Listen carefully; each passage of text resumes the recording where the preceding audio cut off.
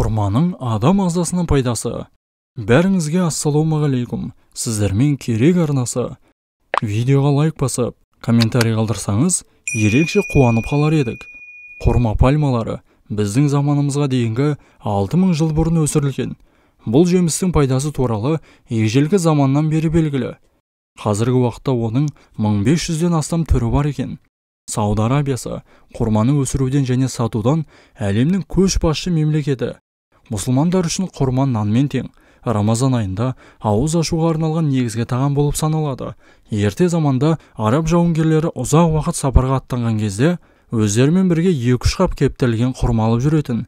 Оның көмегімен сарбаздар күштерін қалпына келтірген екен. Ғылыми зерттеулерге сәйкес, ол жүкті әйелдерге пайдалы.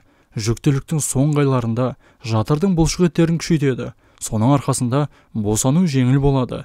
Сондай-ақ, ананың сүтін, баланың денсаулығын қажетті дәрумендермен байытады.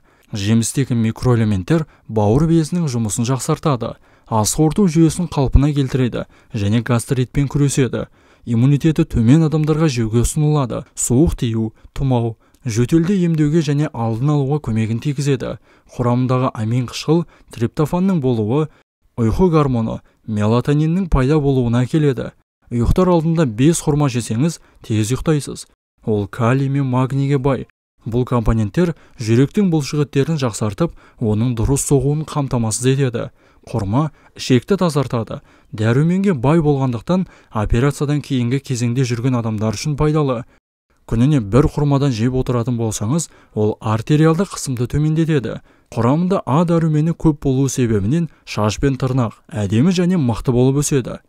Кейбір мәліметтер бойынша тек қана су мен құрманы пайдалана отырып, 10 жыл бойы толыққанды өмір сүруге болады екен. Құрманың балаларға тигізетін пайдасы сүйектерін және тістерін нығайтады. Жүрек ауруларының дамуына жол бермейді. Ұйқыны нормаға келтіреді.